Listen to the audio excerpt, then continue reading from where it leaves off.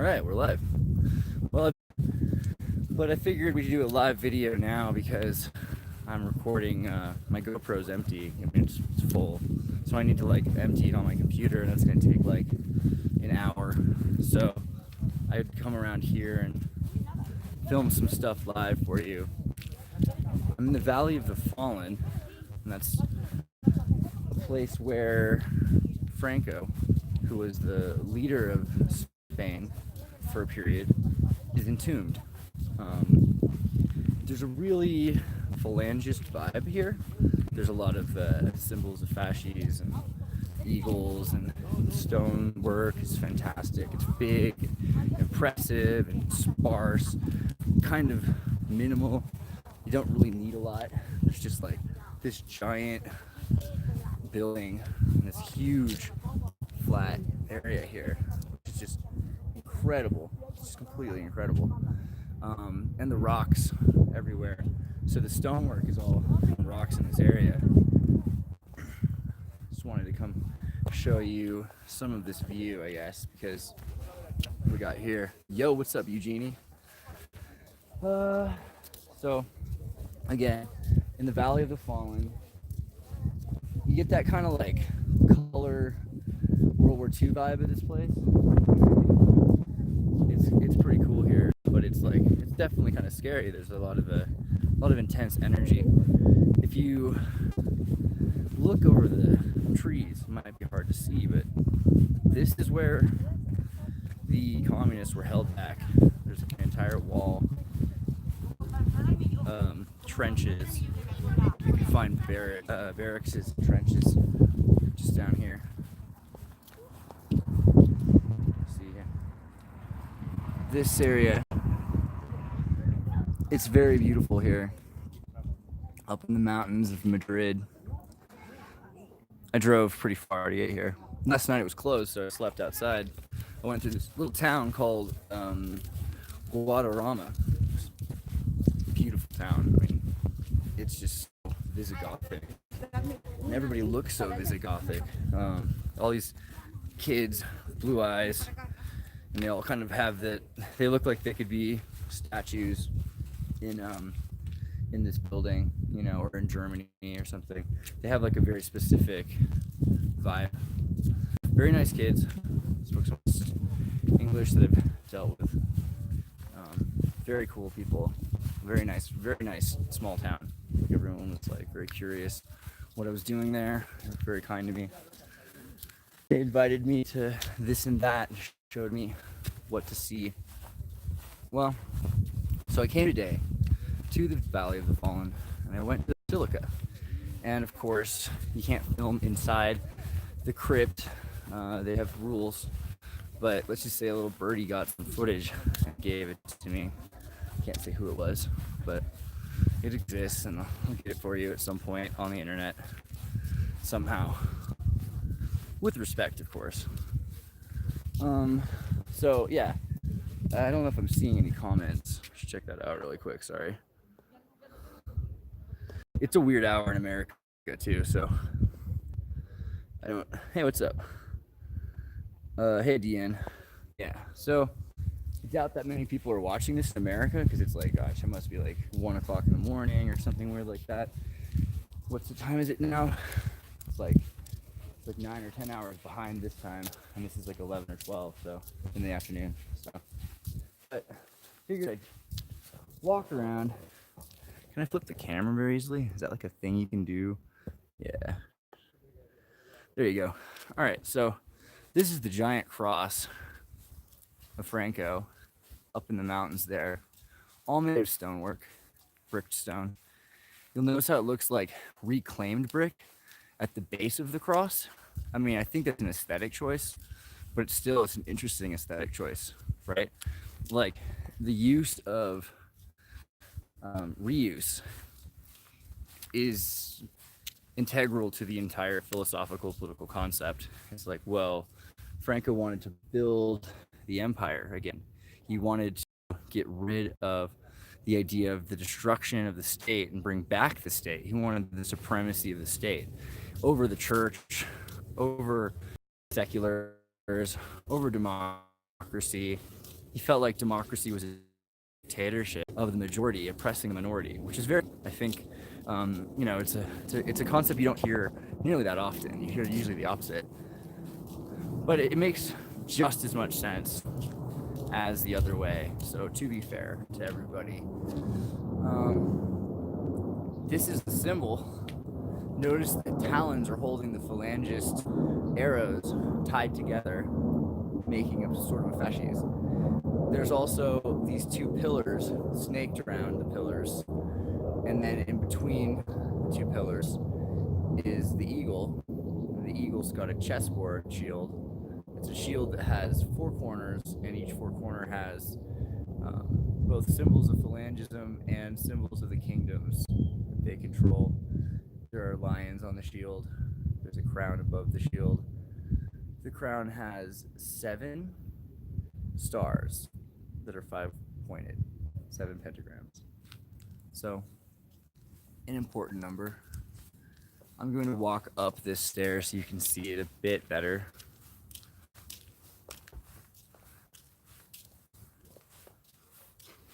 Recent Tartarians. Hey, what's up, Mike? You're awake. It's a good thing Europeans are awake. Sometimes it's just so hot you can't just be asleep.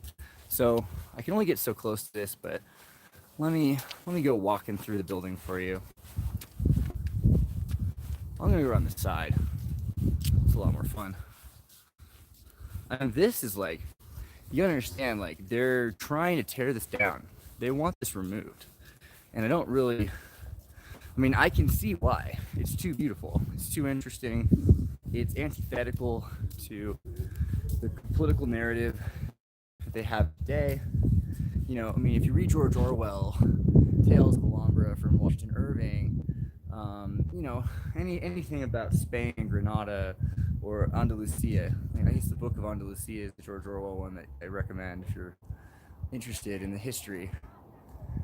But basically, what happened was there were disputes going on within the royal families around Europe, and the royal families entered into a kind of political stalemate with each other, which led to World War I. And by led to World War I, I mean think about what happened in the 1870s with the Treaty of Westphalia. But hold on, let me go over here for a second. But Franco wasn't down. So what Franco did was he decided it would be a better idea to recreate the Spanish Empire. And this is at a time when the rest of Europe is talking about democracy, and democracy is being used as a weapon. You look in South America and you look in Latin countries, democracy is not as huge of an idea. It's useful, but it ends up being connected to communism.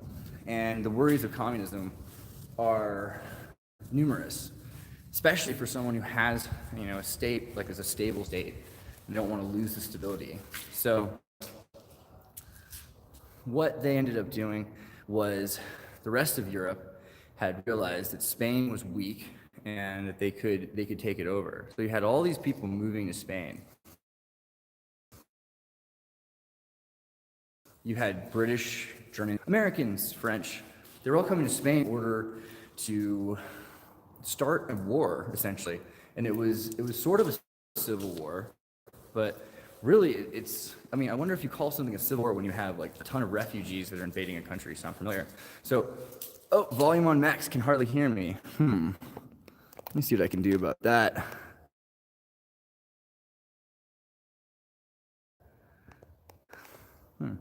You can't hear me. Why don't you turn up your volume more? Well, when I have digital technical difficulty, looks like I lost a few of you. Let's try that again. So I put on a VPN, virtual proxy network, and I think that helped.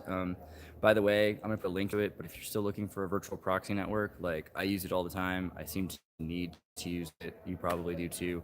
I can get you a discount. It helps me out. Send money to tartarinova.com. That'd be really cool. I'm literally using it to do stuff like this. If you like the dream, keep it alive. All right, so as we were saying, the anarchists campaign A lot of them were former royals. You know, George Orwell was really named Eric Blair.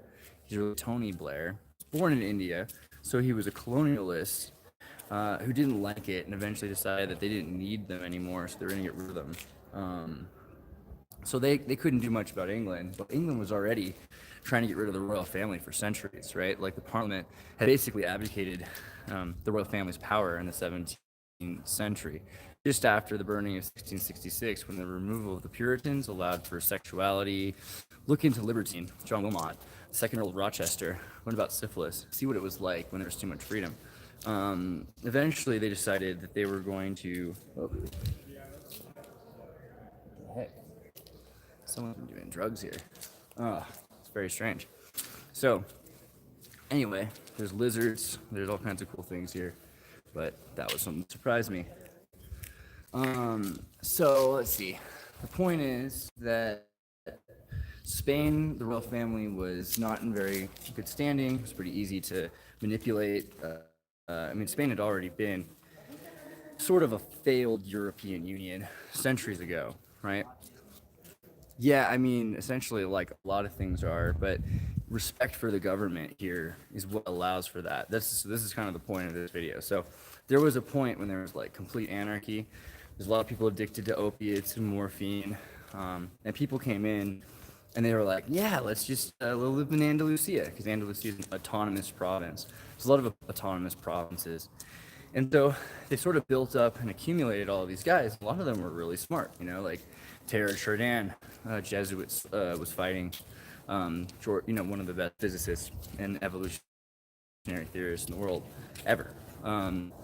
George Orwell, let's see, I think Ezra Pound, you could even say, although he ended up in Italy because he was doing radio for Italy, and eventually ended up in the military prison in the United States because they were like, wow, that guy's crazy. He used to live in Ohio and now he's a fascist, announcer. But he was a great poet. Look into Ezra Pound's poetry. It's non-political. Very loud. Okay, I'm gonna walk through this area a bit, let you see it a little bit better. Flip this camera around. So the anarchists showed up and they needed some support because a lot of them were just artists and writers, journalists. They're like, wow, come to Spain, there's tapas. And they figured out that Spain was a weak spot, or an integrally important spot because of its connection to Africa. It was an essential place. So Stalin said to the anarchists, let me support you. You guys support me. We could work together because all we're really trying to do is overthrow the old government, right? We're basically, you and I are the same, which was just utterly categorically false. But a lot of these guys were poets, and they didn't really understand the difference between anarchism and communism. So, in the vein of Taurus Bulba, the anarchists did all the work, and they were slaughtered by the communists, who, when they were exhausted and fatigued, decided it was, a good time to take them out as well. So anybody then who didn't immediately become a communist was murdered. It was a kind of disillusioning moment for George Orwell. This is basically why George Orwell wrote about 1948. It was, an interesting year because after the end, I was like, okay, now let's clean everything up. And let's make everything this internationalist, fascistic, communist, double-headed eagle thing, right? It's a pretty dark and gruesome time. George Orwell ended up shot in the gut, moved to Scotland. He wrote in the cold this brutal, painful story. And I think it was intentional that there's got to be lead paint in that building, I swear.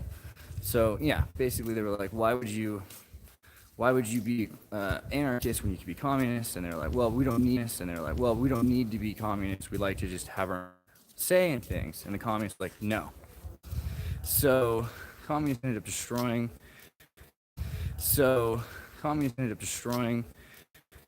And so Franco, oppression, the self is actually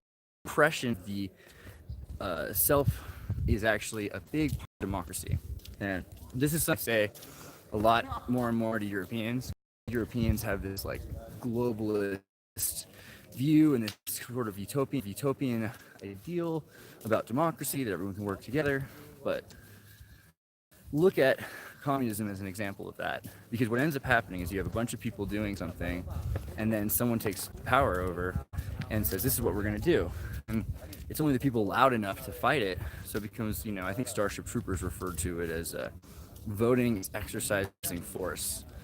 And Franco is very much of that mindset. So Franco was a phalangist, and he believed in solidarity of the group, strength in numbers, but also in saving of the culture. He didn't like iconoclasm. So he associated with the Catholic Church as opposed to the Arabs, right? Like he kind of avoided the Moors because he thought of them as the Crusade period. The irony of this, of course, is that the Jesuits are associated with liberation theology. Liberation theology is sort of a socialistic ideal. I mean, it's this idea that Christ had long hair, Birkenstock sandals,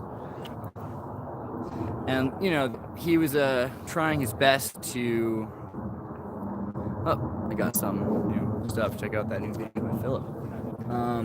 But yeah, he was trying his best to marry the culture of Catholicism while still respecting the state, and so the state ended up in charge and the Catholic Church below it. This might be one reason why they're trying to remove his body now, because somehow it stands for this idea of statism and ideals. Now, of course, there's all kinds of prices to pay for that. I think a lot of people would say, oh, it was so violent. Well, like, what war is not violent? Like, honestly, that's so asinine. But at the same time, it's true. Like, a lot of innocent people died. It didn't. I need to turn off my little beeper. Can you hear me well still? Let me know that you can still hear me, because like that would be ideal. If I was quieter because I muted my phone, I'll be kind of sad. But yeah, so there were a lot of innocent people that died on all sides. I'm not trying to glorify Franco, but I am trying. I mean, come on, it's like kind of a task and kind of a weird thing to argue. Like, there's a lot of issues there, but at the same time, it's worth knowing like what actually happened, because how many people were murdered by the communists, particularly people I like, anarchists were, like some of the most interesting people at the beginning of the 20th century. And Andalusia's anarchistic movement still very strong. A lot of them seem to have some sort of an issue with fascism, but I think that that's interesting because a lot of them are very mutually supportive of each other. It's the communists that seem to have a big problem with either. Communists pretend, and there's the ignorance that put communism next to anarchism, which is just like, it's so disrespectful. It's like, I mean, I don't know how else to put that. Like, you can't just put a symbol for the people who murdered your heroes on your heroes. Like, it's a rough one. So anarchism, it kind of flourished under this idea of independence and separatism, and phalangism kind of took over from the next level. And it was like, no, we need force, we need violence, we need authority. We need to make sure that nobody ever questions the supremacy of the state over, like we can't have a church tell us what to do. You can't have Islam come in and say we all have to be Islam. You don't have to be religious if you don't want to be, but you have to be respectful of the culture. Like, you should wear shoes and in places like that. And that's another thing, by the way, I think is interesting, that they make you wear shoes in churches, because like I didn't wear them today. I wore Birkenstock, and I was just like, and what kind of shoes did Jesus wear? Adidas? Nike? Like, what do you think's the deal? But like, also, I think it's that you can't ground yourself. Lots of evidence has been showing that you can ground yourself by being barefoot on stone. So you'll notice that that's a thing that they try to keep you from doing. Well, okay, I digress. Let me see sound. I just got another comment. Let me read that. Hello, hey Amanda, how you doing? Yes, very awesome place. So Franco's, yes, very awesome place. So Franco's tomb, the Valley of the Fallen, very giant place, very cool place. So on with my story. So Franco had then built this empire, but in order to build this empire, he had to protect it from the invading hordes of communists who had rounded up anarchists, forced them to fight. You know, anarchists were killed, but their wives were often threatened or raped, and then they were forced to fight. I mean, it was essentially a recruitment and conscription based, right? And so Franco did the same, forcing people to fight all sorts of times, and they didn't want to fight. I think this is another issue that people have with Franco, is that he demanded people defend their country. Like, you live here, well, people are coming to invade it, so you kind of have to fight. And I know a lot of people liked that. However, a lot of them did, because afterwards, keep Spain, and Spain is now an independent nation that still has, you know, some of the nicest infrastructure in the world, some of the most educated people, some of the best schools. People travel all over the world to visit the schools here. Look how happy they are. You think Franco, you know, like, that's pretty funny, right? Right in front of Franco's grave. So there's also a lot of independence and freedom here. But now they want to remove the grave of Franco. And what I was going to say was, even if you do that, you can't get rid of all of the turrets. You can't get rid of all the hidden barracks. You can't get rid of all the places in these mountains where men lived and died, because they're going to be here forever. And I think that's, you know, the thing. The blood is in the stone. The stone is really, you know, it's been collected for that purpose, to remember that people defended Spain, that they did this to defend their families, that they did this to defend their honor. And, you know, they lost a lot of honor in the process. So I get why a lot of people are trying to tear it down, but it's really sad. Okay, the main thing is, I'm really glad that I got to see it before it's too late. But that's another thing I've noticed on this trip. So much of this stuff is on its way out. They don't want you to see it. They're going to tear it down, and that'll be the end of that.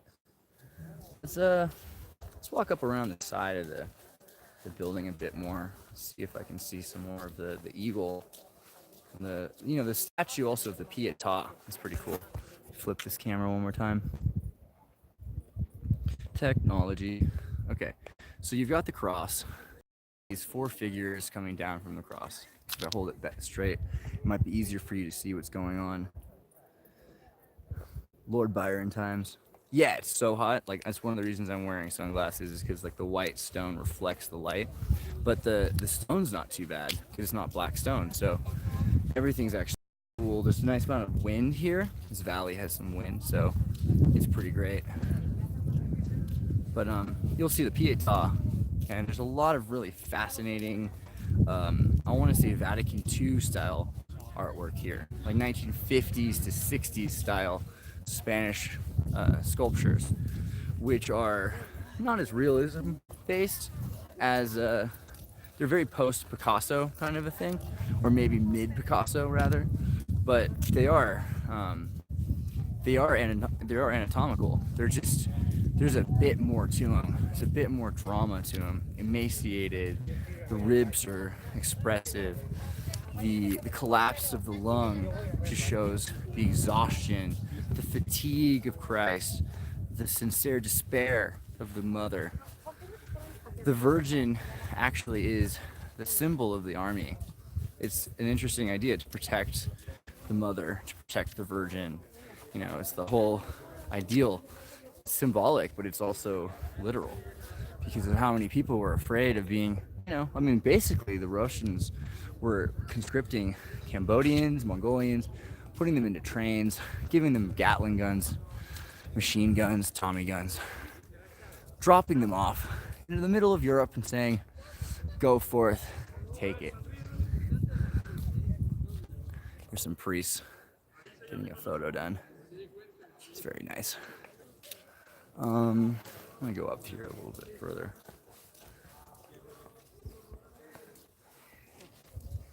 Gotta be careful, because I'm surely going to lose a signal if I get too close to this building, apparently. But I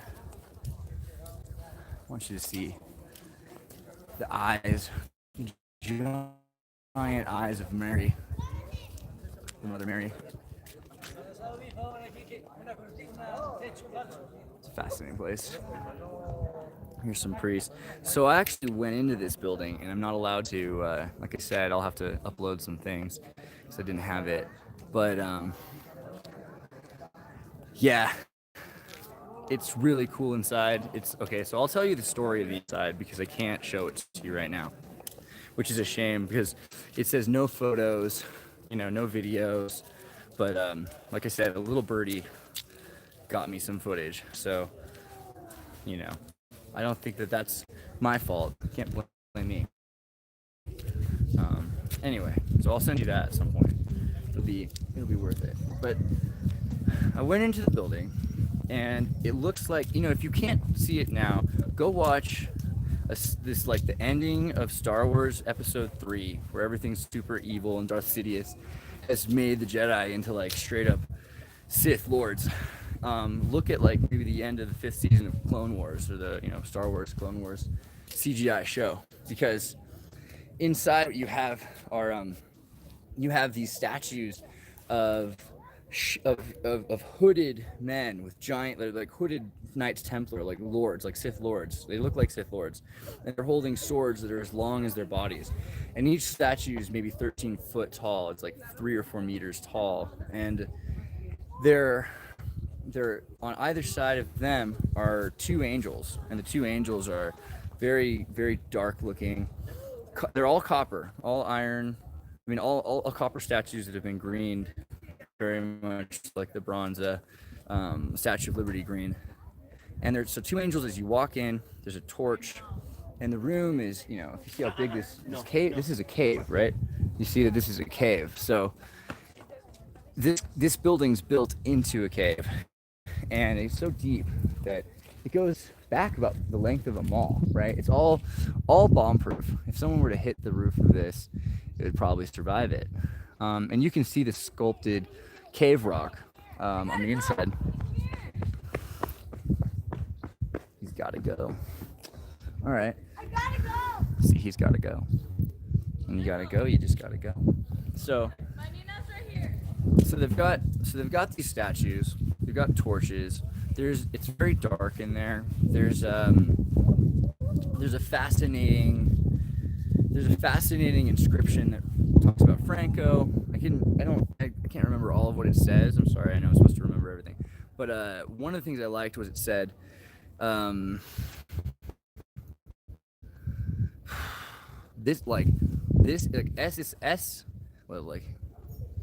Es la vida, or like El es la vida. This is the life. Y la vida es la luz de la hombre, and the light is the life of man, which is pretty fascinating in and of itself. And maybe with some context, it's very dark in there. You go in, and there's this giant mosaic, about 100. It's like the size of a football field. It's like an Olympic-sized disc, the biggest disc ever. It's like the disc that James Bond runs across in the SETI satellite, and it's gold. It's completely gold, with pictures of all the saints holding swords. Oh yeah. And as you walk up to it, on either side of you, there's 4 on either. There's 8. There's 4 on either side. These like Knights Templars with their hoods, so you can't see their faces, holding these swords in front of them. And before that, on either side, there are these little tiny chapel-like rooms, which are like little cave altars that you put prayers to the different giants. And they're statues of Mary. And I came in right behind these priests, so I mean, I walked right with the priests. I walked right behind them. I did the little things, like here, just so you know, this is a big part of it. It's a big thing. You only ever see this part. You gotta do the whole thing. Also, one of the priests did a thing I almost never noticed before, which he did like Father, Son, Holy Spirit, and then he did this other thing, which was like a cross over his body thing. I should ask my mom what that's about, but luckily I know the prayers well enough. Sat down. Let's keep skipping ahead. So, usually in a church you have the Stations of the Cross. Okay, here I think there were little tiny plasters of the Stations of the Cross, but instead, it's so loud here. I'll find a better spot. But instead, there's there's pictures of the apocalypse. There are apocalypse one side, apocalypse the other side. There's 4 stations of the apocalypse, and there are these giant tapestries with silk tapestries that are maybe 40 feet tall by 90 feet long, and there's 4 of them. And then there's space in between that. And each tapestry tells one of the stations of the apocalypse. One is like the 4 horsemen. Another one has a lion. One is the Whore of Babylon. Near the end, as you walk up to the right before you get to the Knights Templar Sith Lords, which are up, way up high and like scary, but awesome. There's a tapestry with a Whore of Babylon, blonde hair, beautiful dress, riding on a serpent with many heads, right? So, I mean, this is a giant's place. That's kind of the point. And like all these doors. Yeah. Okay. So what was the bull? What about bull? Which Amanda says bull. Luciferian bull. Amanda says bull. Luciferian bull. Okay. Yeah. Well. Okay. Well, let's get to the Luciferian part. Okay. So, apocalypse. Dark Sith Lords. 4 women that are 30 feet tall, made of copper, with swords and with fingers doing the, like the thing. And they've got they've got like a fasces, like one of them's got a sword, one of them's got an arrow bundle. Like I'll show you the photos of them. But they're all underneath this giant gold disc, which, at the center of it is this crown. It's a 3D crown. It's a physical crown. It's giant. And it maybe looks about the size of a chandelier, but it's not a chandelier. And then right below that is this huge altar table, which would be a normal sized table for a giant. And the priests, usually in Spain, what happens is the priests do their ritual, and they'll have a witness of an audience. So imagine that this is the square, the door, you got a table there. In this center area, you have people that sit there and observe. Let's wait for this guy to pass. It's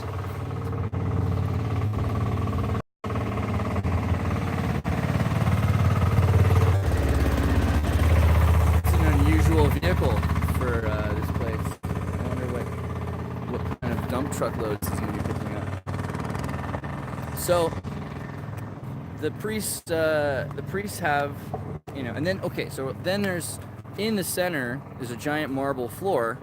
It's an altar, and the whole place is just precious stone, which is cool.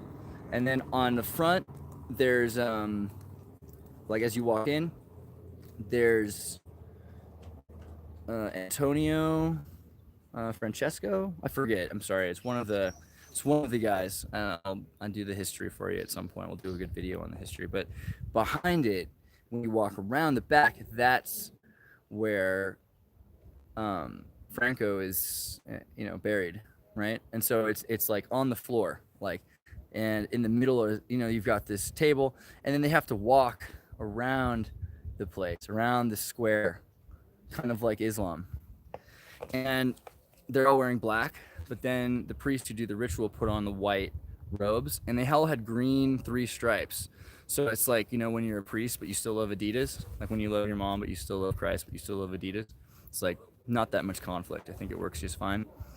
So they swing the incense, which in the plague times was thought to ward off evil spirits. But I think, anyone who does magic knows, right? Like things get enchanted in a smoky space, so you kind of are manifesting something in the smoke.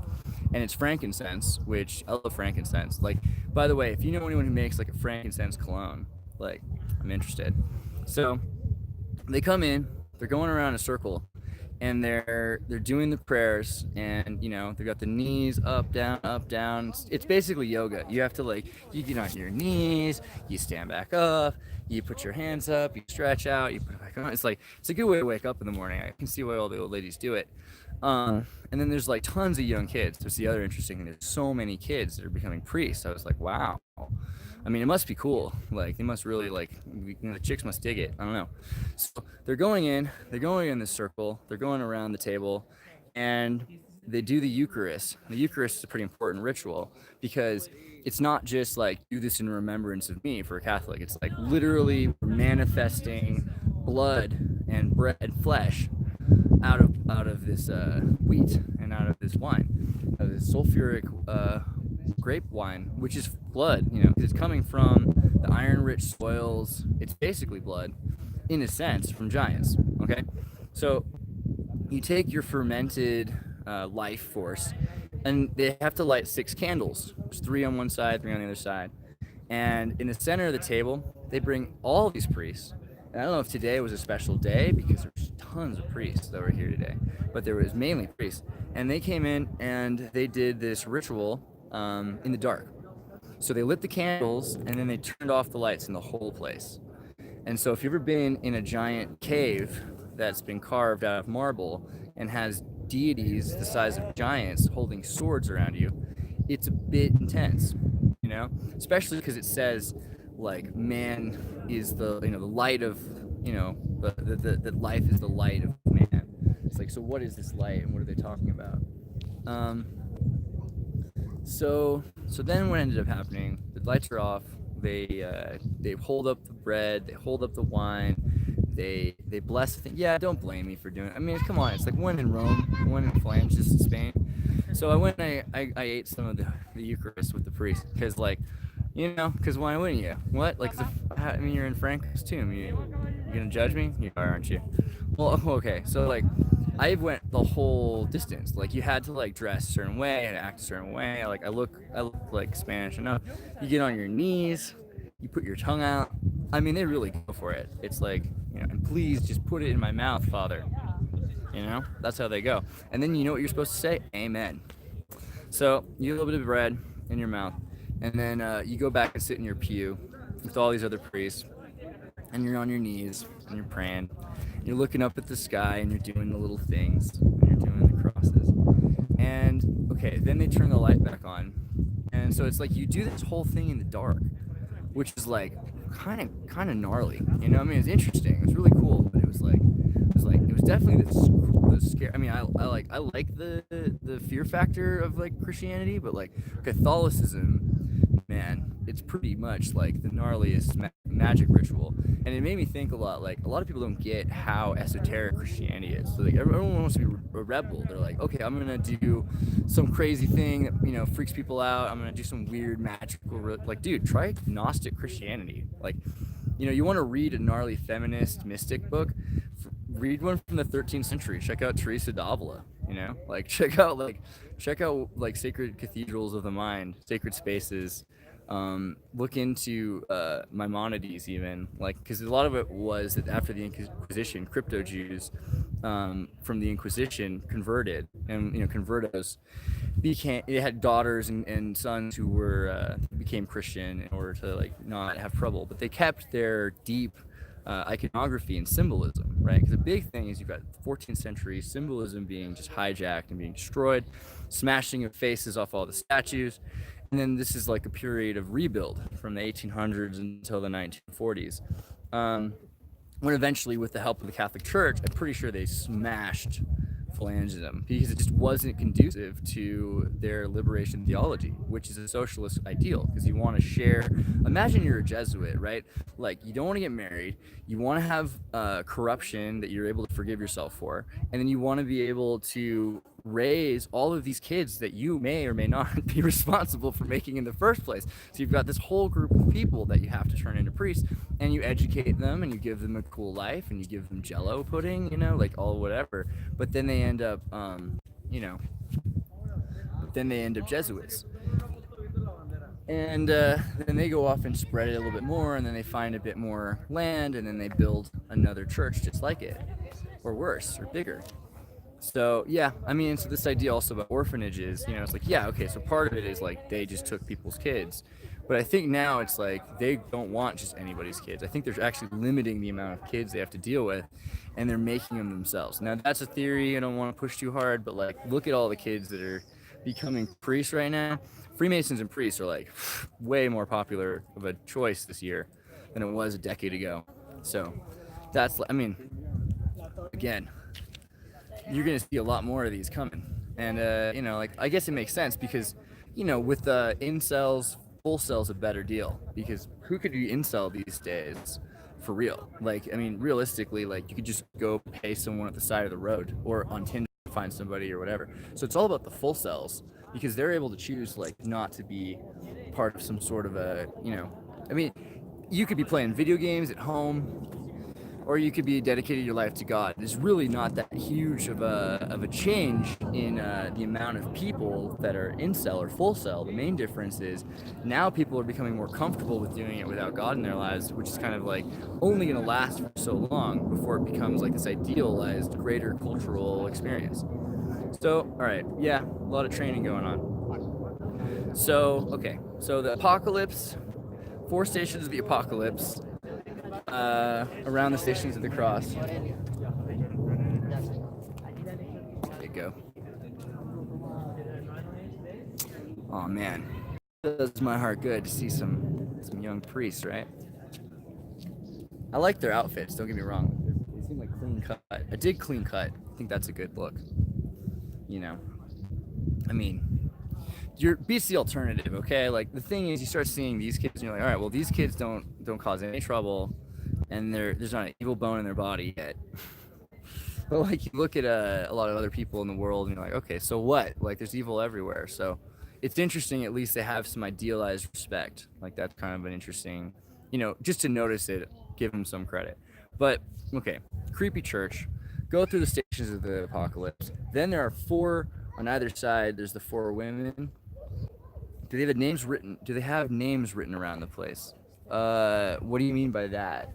Inside the church, they have names, like they have Franco's tomb. Okay, one more thing. When they walk around, they step like, let me see if I can get like an example here.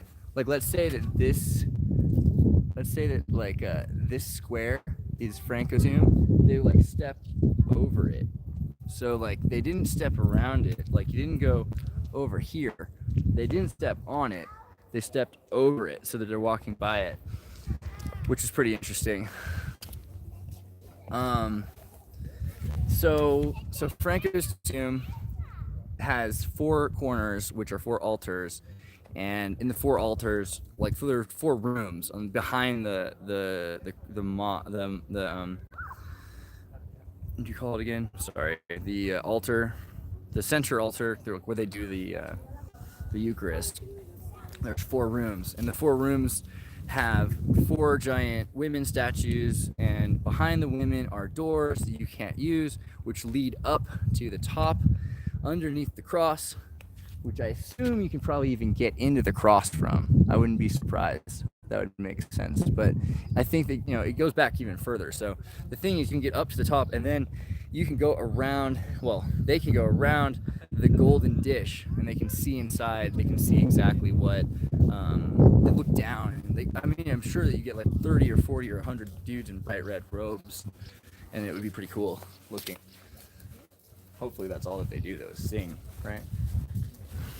So, let's cross that. So you were asking about writing.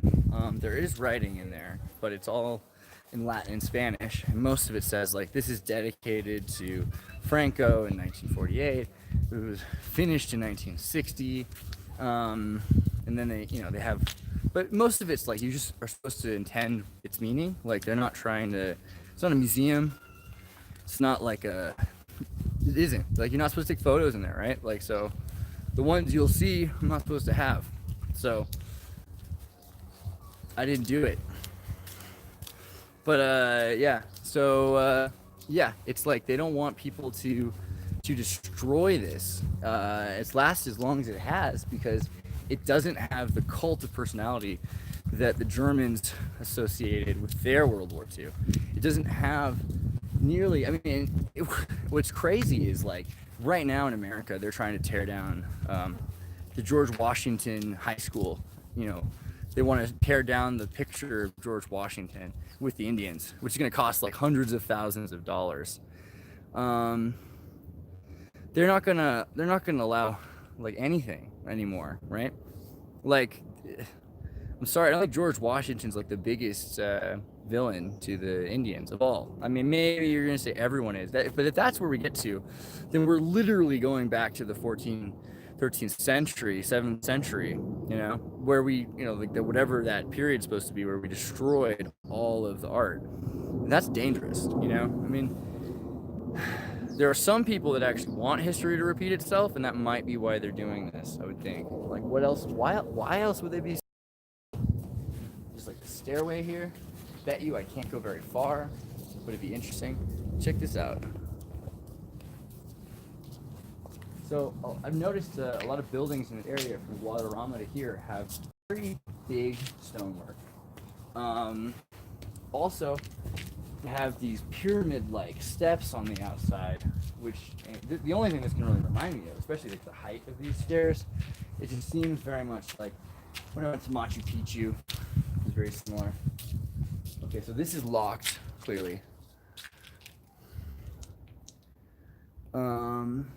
Yeah, I'm glad you're doing research into that. I've been so busy. I've been meaning to talk more, but you know, this is like the first video I've been able to put up in a while because I'm just hitting a church a day. I went through Roman country, went to see the Roman architecture in Merida. If you want to tip off, look into that. But yeah, so not a very easy place to enter from the sides, but if you did, clearly you could walk up to the top and step onto the steps and praise the cross. I'm probably going to drive up now to get to the cross because this is not the easiest place to walk from, but I wanted to make a few more points. If there's any questions anybody has, let me answer them. Mainly my thoughts are, yes, this is a relatively new building, but it has quite a bit of old architecture. It's clearly built, you know, on old foundation. The cave was probably a real cave that they decided that they were going to keep using. There's a lot of statues here which look pretty old. You can tell the difference because some of the statues have that Picasso Visigothic malshapedness, distortion, which is actually pretty cool. You know, it's like it's something you kind of like appreciate. Like I like Spanish architecture. I like Spanish art. Like it's a good style. But you know, the things that really stand out and are you know, the kinds of stone that they used, where they get the stone around here, who worked on it, why they did, why it's so tall, who's this really for, and what was it like, you know, originally? Because this is basically just a giant patio, you know, and you can see how it was used. You can see, you know, for instance, the corners there. It's hard to get to, but there's a roundabout. It's a rotunda. All these rotundas, which it's like rotundas are these giant trees in the center of an empty space, so that the giant tree doesn't its shadow casts down. Nothing grows around it, so it can grow extra tall. So they're kind of like tenenbaums, these magical trees, you know, that are being used sort of as growing obelisks, which are a kind of energy. I mean, like the Leben rune, right? Like you want to keep your life force alive. So you grow trees, and this is in a hugely forested area. When I first was coming here, I thought I was going to be going through the desert, but of course, not this spot. This spot's just straight up beautiful. You know, I mean, it's green. Every direction you see is this huge valley of green.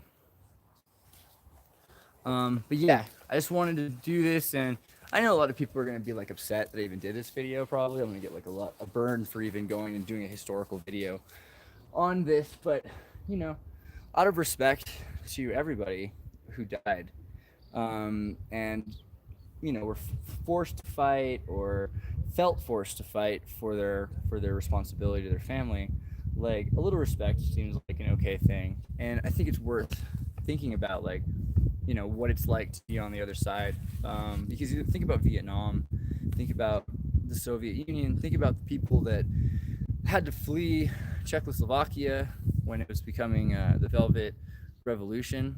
I mean, there's just so many examples of people that are not sung as heroes. But should we really claim that all of the victims of war are the worst? You know, I mean, like, I don't think that that's fair. You know, there's a lot of people who have women and children and families that they were protecting. They had to do it. So I wish we would like consider that before like people get so upset. Someone was super upset at me because I took a picture at the crypt of Isabella and Ferdinand, and it's a mosque that's been converted into a cathedral in Granada. But the pillows have swastikas on them, and I'm like, yes, because Isabella was a time-leveling Nazi, like what the heck are you, it's like, I was in a Roman Colosseum and I took some video, and there was again mosaics from 4,000 years ago supposedly, and they've all got their sun symbols all over them, and it's like, okay, yeah, like this is history. Like, can we like at least start to acknowledge that that's history, or are we going to start freaking out whenever we see anything for the rest of time until we have to tear it all down and then forget it? And that's what I don't like it. So, okay, that's my spiel. Let me see what we got here. A couple more comments. I've been going to read these. Such a beautiful sky. 15 degrees and full of clouds here. Maybe we're elves who took over. Who knows? I am not an elf. Maybe I'm an elf. I don't know. More of a dwarf guy, right? Like a giant dwarf. Stone probably mined and processed, not quarried, I reckon. Really clean, not bleeding or residue. D-Mac, that's a great point. That's something I've been thinking about.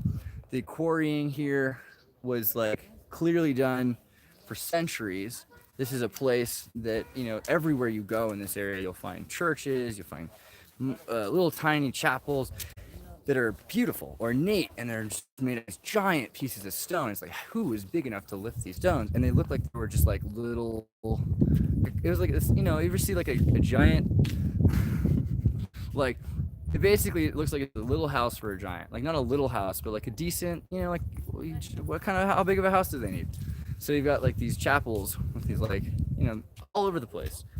Oh, that makes sense. Why are there so many freaking churches everywhere? Like, they're so close to each other, and it's like, oh well, maybe that's because they were kind of like neighborhoods, and for a giant, it's like the distance is maybe seems half as far or 10 times as short of a distance because they're taller. So, okay, what's this? Just joking, he says. Yeah, well, you never know. We could still, you could be right even if you're joking. That happens a lot. Okay. Bulls. Oh, I thought when you said bull, Amanda, I thought you meant like, Boulder Dash. Yeah. Dashing from boulders. Yeah, no, there are. So you'll have a statue. I'll show you a picture of that too, especially in the mosque in Granada. You have like you have an eagle biting the neck of a black eagle biting the neck of a white bull, which is kind of interesting. And this might be another reason that they're so against the running of the bulls. Now, I get, like, there's a lot of horrible things that they're actually against. Like, and most people I don't think know anything about it except that it's suffering, and that's a good reason to be against something. Like, I agree. Like, torturing animals is really bad. You shouldn't give them drugs and stab them and then chase them and freak them out. I don't know if you shouldn't, but I don't like it. But at the same time, I have a lot of Californian friends who are like, shouldn't we just... Did I like screw up the camera lens? God, I have a lot of Californian friends like, we should really stop the Spaniards from having bull races, which is like, California. They're like, we should like have a new holiday. What if we had a holiday where we just explained to people why it was wrong? What if we just lectured people day? It was this SJW lecture day. It's like, so serious right now, it's brutal. But here's the deal. Why don't we learn something about the bull running? The ancient Mithra cults, which go back thousands of years, they slaughtered bulls, and the blood of the sacrifice was in order to save the children, right? Because otherwise you're supposed to sacrifice children to Baal. And so here's a group that came along and said, no, we're not going to sacrifice children. We prefer to kill Baal. We're gonna possess a bull and we're going to kill it, which is a pretty gnarly thing to do, don't get me wrong, but it's not the same as sacrificing children, right? Am I wrong in thinking? And then, so I guess a lot of vegetarians, so you can't just be like, you can't just be murdering animals, but like, that's the thing. It's like, what is slaughter? Why do they slaughter animals the way they do? What's the ethical reason for slaughtering? Does that not have to do with animal sacrifice? So you got this eagle. The eagle swoops down and bites the neck of the bull. It kind of reminds me of the vampire bat story, because the vampire bat is an actual bat that drinks blood, but it does it from usually sick things. It finds like a cattle and it drinks the blood. So let me go back a little bit further. So yeah, like the thing about the running of the bulls is, I think the running of the bulls is the beginning of getting rid of the bull ceremony, because it used to be that you murder, you sacrifice, you do this ritual essentially, and the matadors always prayed to the goddess. And I'll go into the goddess soon, because I think that that's going to have its own episode, just because like there's a point in history where the goddess becomes very important. A lot of these churches, for instance, like the Temple of Diana, was really like the Temple of Augustus, but then it became the Temple of Diana, probably in the 7th or 17th century. Japan has Amasatra, or whatever, the goddess, who brought the regalia. Like she's the goddess who did the same thing, and she came in the 7th or 17th century as well. And the ancient book, the Xirtus, talks about Xirtus talks about like the Legend of Memories book in Japan, talks about how the regalia was brought from the heavens to the earth, right? And when it came to the earth, there was a sword, a mirror, and a jewel. I'll do something on that. I don't want to give you too much of that yet, because that's a whole other bag of worms. But the goddess energy is really important. As soon as I walked in, the priest started praying to the statue of the goddess. So the goddess is supposed to protect them, and they ask for forgiveness. Who goes to church with their mom still? Amanda? Oh, you're such a sweetheart. That's so cool of you. Yeah, I'd go to church with your mom. It sounds like a fun thing to do. I bet you the churches in Australia are pretty fun. Ritual strangeness must be more in there. Not a silly question. I just can't answer it yet. I'll have to show you some photos. Come in the Discord, tartarinova.com, if you want to see any of the photos from inside here. I'll put them up in a minute. How far is the nearest town? About 6 kilometers from here is Guadarrama. That's the town I think I recommend. There's a cool reservoir of lake, and you can see the Star Fort quality and some of the giant buildings there. That place is huge. Look how small those people are. Yeah, I mean, they'll get smaller as they get closer to the thing. Like, this guy's really close to me. Let me see here. Have to get to work. Good luck. Mithra's killing the bulls. There's more truth in fairy tales than what people think. Yes, that's very much true. All right, guys, I'm going to take off. It was a pleasure talking to you. I hope that we all learned something today about each other and ourselves, and about Franco, Phalangism, and Spain. God bless you. And yeah, look into Mithra and send me some questions. And if you guys want to keep supporting this video system, that we're doing, I'll be doing a lot more of them. And I have a lot of stuff that's coming out. On the 18th, I'm going to be in Sevilla, and then in Sevilla, I'll be launching a whole bunch of videos I filmed. I've got some interviews done. I've got some new episodes of the Tartar Source, some crazy stuff on volcanoes. I've just been kind of watching other. We mentioned it like briefly, and a bunch of people jumped on it, and they're all like, "Whoa, volcanoes are fake." I'm like, no, they're not what people think they are, but you'll be excited to find out what they really are, and we're happy to share. And yeah, like, I'm sorry, like, because I don't pretend I know everything, but I'm really proud of the group that we've assembled. So please come and join it, and please help us figure out whatever things we're mistaken about. We're always trying to learn more. But yeah, there's volcano mines, and they're pretty awesome. So I'll talk to you guys later.